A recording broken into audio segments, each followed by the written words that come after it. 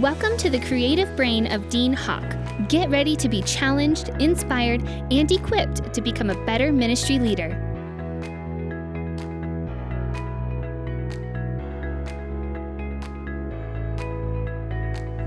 Hey, welcome. This is Dean. Thank you so much for joining us this month in our monthly leadership podcast. We're approaching the holidays and hope that you're ready for Thanksgiving coming up next week and all of the Christmas festivities that are in front of us. I want to remind you that if you have any ministry questions, challenges, issues that you'd like to reach out with our Pastor 411, if you'll shoot me an email to dean@rockfamilychurch.com. That goes directly to me.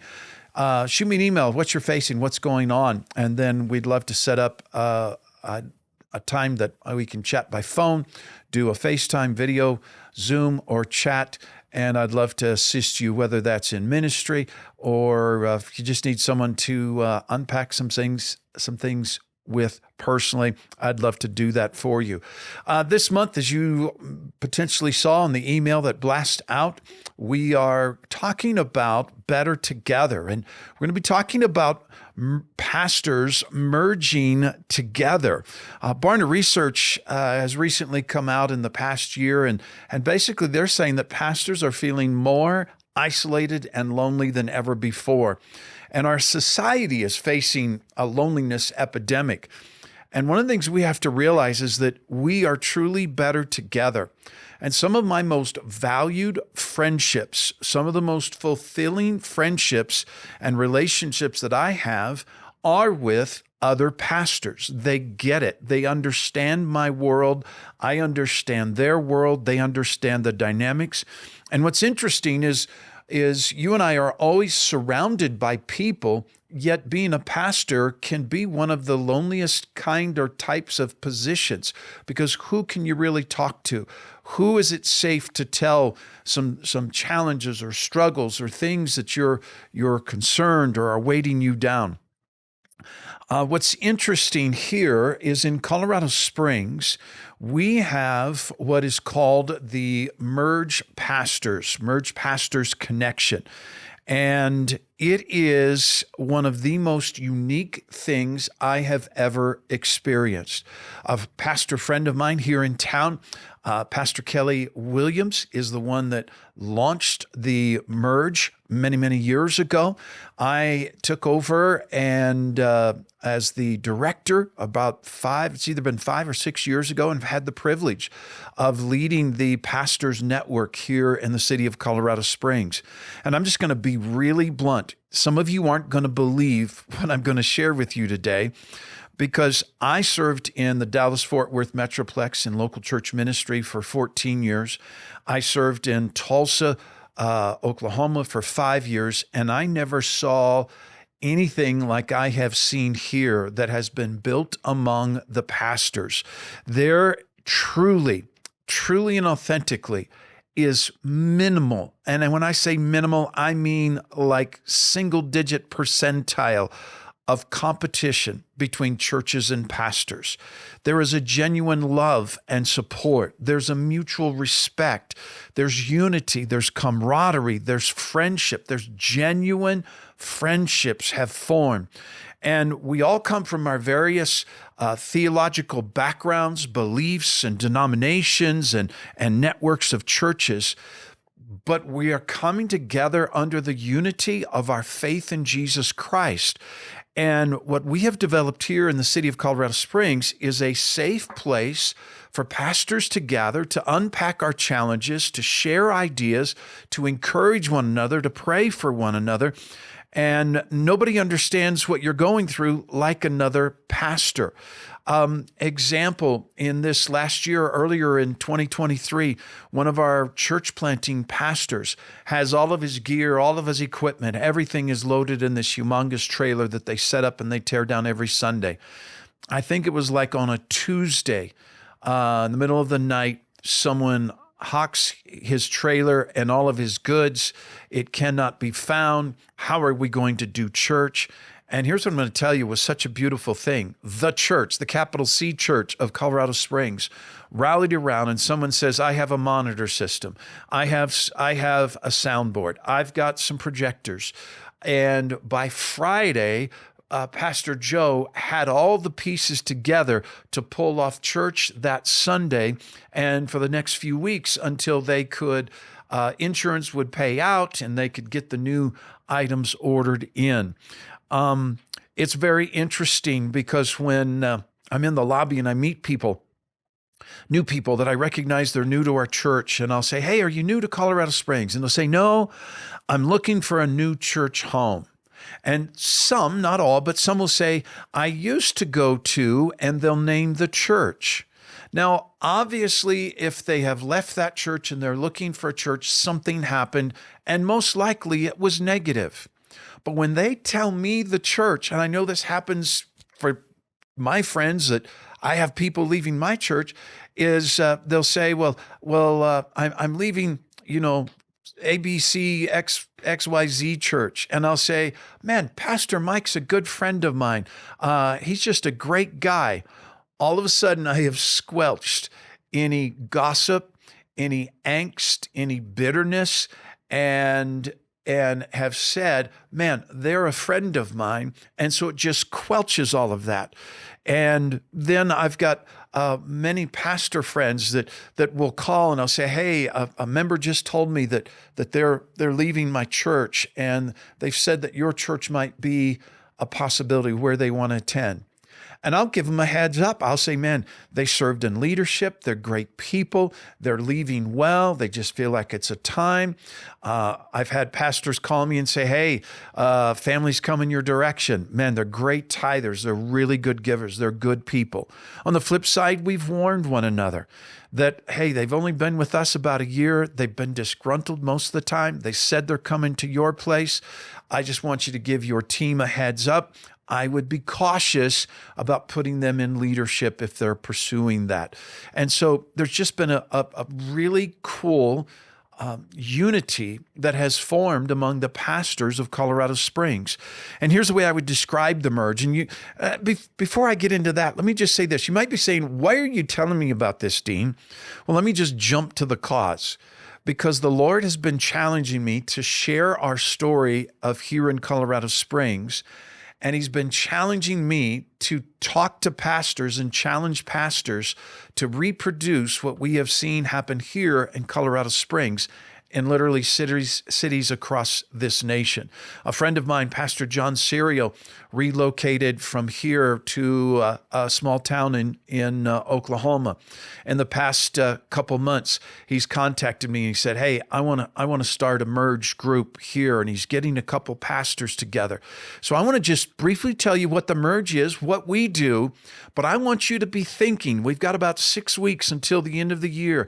I want you to be thinking and processing the idea, the possibility of you being the catalyst of getting pastors to connect with each other, develop genuine relationships and friendships, and build a community of pastoral relationships there in your county, in your city, in your neighborhoods, suburbs, wherever you are at. But you can go to mergepastors.com. You'll see some of the things I'm going to share here. But here's the way we would describe it. The Merge is a gathering of Colorado Springs pastors committed to building unity, support, and friendship for one another. Now, it is simply that. We are not trying to do a city project. Our goal is not to rally everyone behind Pastor Bob wants to do this and Pastor Joe wants to do this and Pastor Mike wants to do that, because then it gets all entangled and muddy. We keep it very simple. It's a time for us to come together, to share food, to have some fellowship, to pray together, to share ideas, and to just encourage one another and be a friend to one another. The way we write out our mission is this. Our mission is to serve our city shoulder to shoulder and merge our voices as one to proclaim the Lordship of Jesus Christ in our community. You see, our focus is centered around our common faith, our hope, and our belief that Jesus Christ is the answer for the world, that he came, he died, he rose, he lives, and Jesus is Lord. And we're not concerned about, what do you believe about this certain passage? And we're not concerned about our comparing our statements of faith and how much they align. We're focused on, you're a follower of Christ.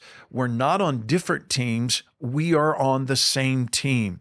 And so one of the things that my church does that truly helps create a city vision versus a me, myself, and I vision is every Sunday we pray for one of our fellow pastors and their church at the end of our worship set. Their face and picture goes up on the screen. We pray for them. We bless them. My church cheers when they see their pictures come up. And we're celebrating our commonality. We're celebrating our unity of how we work and function. So the Merge here in Colorado Springs, there's probably close to 300 that are on my email distribution, but we have over 100 pastors that would say they're engaged, they're involved with and participate in our Merge events. And it crosses all denominational boundaries, cultural boundaries. I love seeing the cultural diversity among our pastors, that as we come together, that we can grow and learn together. And I'm just going to be really, really blunt. It is one of the most beautiful expressions of unity among pastors that I have ever seen or experienced in my 40 plus years of ministry compared to any other community, any other town. If you say, man, we've already got this going on, man, I'm proud of you guys, but I know in so many cities, it's almost toxic. It's angry. It's us against them, and it's the church, and our church is better than your church. And so I want to just share a couple things about what God is doing here and how we function. And I want to just challenge you to be a catalyst for that unity in your city. Now, there are always lots of excuses. Well, you don't know my town. You don't know the other pastors here. Yes, I do, because you are no different than any other city. We've got all kinds of types and flavors of people and personalities. Your city is more normal than you give it credit. And I know you think Pastor so-and-so, who's the largest church in town, that they're the one to start something. And you have the smallest church in town, or maybe you haven't been in town the longest. Maybe you're the newest pastor in town. The enemy's going to find all kinds of excuses to tell you why you shouldn't start a network and a fellowship of pastors to build community among the churches. And I fully believe you're the guy, you're the gal that is called to make that change. And we all look at ourselves and we say, well, there's somebody else that's more qualified. It's not about being qualified. There honestly doesn't take a lot of qualifications. You're just saying, hey, could we gather at this time and this place and share a meal together and just learn and grow about one another and learn about each other personally. And so I just simply ask you, what if nobody else is going to do it and God's calling you to be the one? And so what would that look like? How does the Merge Pastors in Colorado Springs function? As I said, check out mergepastors.com, but we've developed a code of honor, and I'm going to just hit it really quick. It's on the website. You can gather it there. It's we commit to support one another with love, prayer, encouragement, ideas, and solutions. Number 2, we commit to focus on our similarities and not our differences. Number 3, we commit to think the best, believe the best, and speak the best about one another. Number 4, we commit to be a safe harbor of confidentiality so all can be transparent and vulnerable. Number 5, we commit to a heart of cooperation and not competition. Number 6, we commit to expand the kingdom of God in our city and grow the capital C church. And lastly, we commit to celebrate the victories of others. And so the merge, by the name merge, the definition of it means to cause, to combine, or to unite, to blend gradually by stages that blur distinctions, and to become combined into one, to blend or to come together without abrupt change. And so what we want to do is merge our voices as pastors and leaders over our city, that we want to send a message to our city that we love you, the churches of Colorado Springs, Okmulgee, Orlando, wherever it is you might be, that we want our city to know that we, the churches, love this city and we are not in competition, because that's one of the things that wears people out is, well, my family used to go to this church and now they don't, and we don't feel welcome here and we don't feel welcome there. So just give me a couple minutes here. I'm going to just give you the simplistic plan of how simple this is and what we do here and how you can reproduce it there. Number one, as you saw potentially in the email that's sent out or in the post for the podcast, I'm going to share with you, it's already available on deanhawk.com. And if you go to the sermon series, there will be a link that you can download the Merge graphics. Just use our logo. I think it's a cool logo. If you don't like it, don't use it. Come up with another name. That's cool.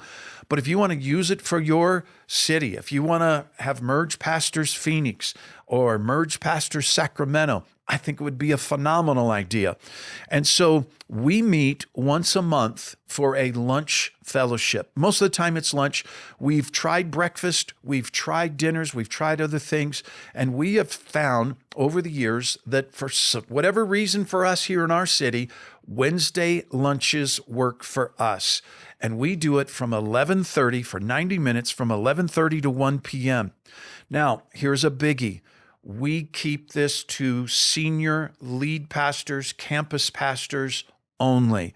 We do not open it up to executive pastors, youth pastors, worship pastors. I promise you, pastors are going to be insecure. Well, I don't know if I want to come. Could I bring my executive pastor? And we have actually formed here in Colorado Springs, there's a youth pastor network, there's a worship pastor network, there's an executive pastor network, there's all kinds of other areas for them to connect.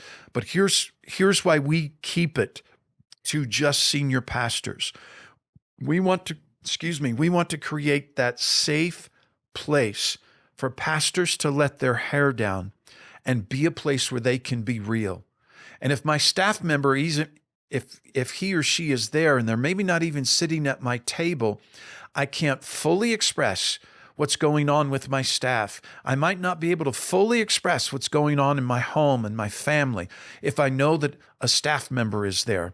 Another group that is going to want to get involved are other ministries, organizations, and vendors. They're going to say, "Oh, I'd love to present what we can do for pastors." We have cut out all advertising. It is a safe space. No advertisements, no other staff members. It is a safe place for pastors to come to fellowship, to be real. Now, that's not going to happen on the first time you guys get together, but about 2 to 3, 4 or 5 times that pastors connect and they realize, hey, I'm getting to know this person and I'm feeling comfortable, and somebody's going to need to take the lead of being vulnerable. And so we're going to gather together. And so when we meet, we rotate. We don't meet at the same place every time. Basically, we meet 9 times a year. We meet for lunch January through May. We take off June and July, and then we meet August through November. And those 9 times, now sometimes we'll do a Top Golf event. We'll do a barbecue maybe at my house, and I'll have some pastors over on a Friday night, do some different things. But that's kind of our mainstay, is our lunch-in fellowship. And what we ask is, I ask pastors around the city, would you host? And then it is up to them. We give them a count and say, here in Colorado Springs, we might have 30 one month, we might have 70 or 80 on a different month. And it just depends on people's schedules. But we ask the host church to just provide the meal. There's never a charge, there's never a cost. So people will cater in Chick-fil-A or Mexican food, fajitas, Chipotle, or they'll have some teams in their church that will actually prepare a meal. And then we just gather in the room or in their sanctuary with round tables, 6 to 8 pastors at a table, and we just build and work on that community. What happens in that 90 minutes? Real quick, we take about the first 30 to 40 minutes is just for fellowship. Pastors are coming in, they're talking, hey, what's going on? How are you doing? We pray over the meal, we sit down, break bread, get conversations going there. And that starts at 11:30. And then about 12 o'clock noon, a few minutes after, I'll get up and say, hey, here's our next event. I'll introduce the host pastor, and then we'll have that host pastor say, just tell us the history of your church. Tell us how long you've been here. Tell us a little history about yourself. And then we'll take a variety of options for that next probably 30 to 40 minute ministry moment and segment. We have done in the past where a pastor, potentially the host pastor, will share one of their biggest times of struggles that they endured either personally or professionally as a pastor and how they walk through that.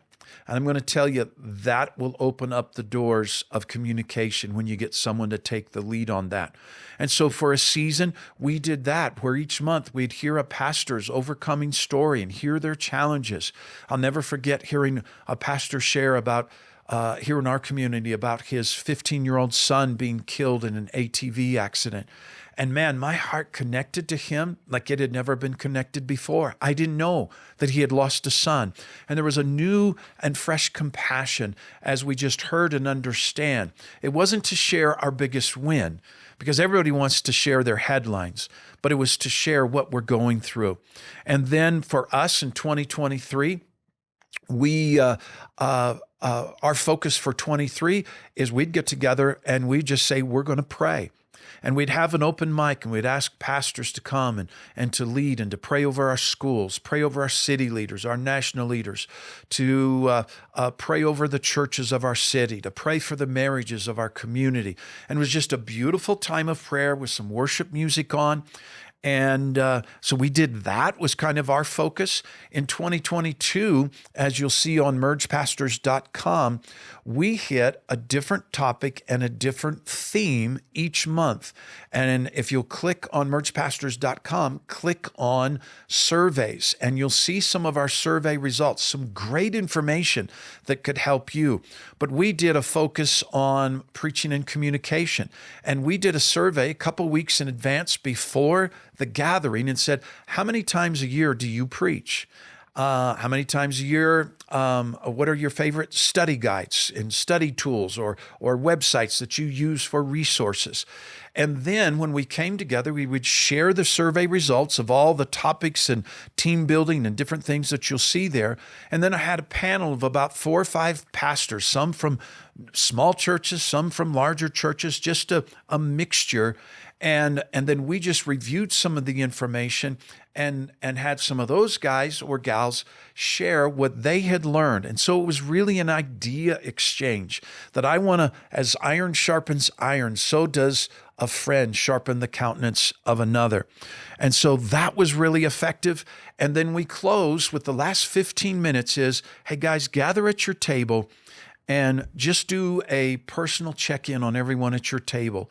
And if anyone needs prayer, if anyone needs is facing a situation that you just don't feel comfortable that you could present to your church, or you just, it's too sensitive of a situation to open up to the general population for prayer, I'm going to tell you, there's been some very, very heartfelt moments of faith and prayer as pastors were vulnerable, and we were able to pray and to stand with one another.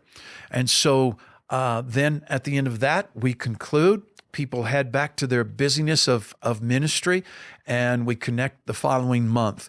And so I just want to encourage you, get the Merge graphics that are available at deanhawk.com/sermons, and it'll be one of the top ones posted there. It'll have the Merge Pastors logo, and it says graphics pack, and you can click there. You can get all forms and aspects of the logo so that you can make it available there.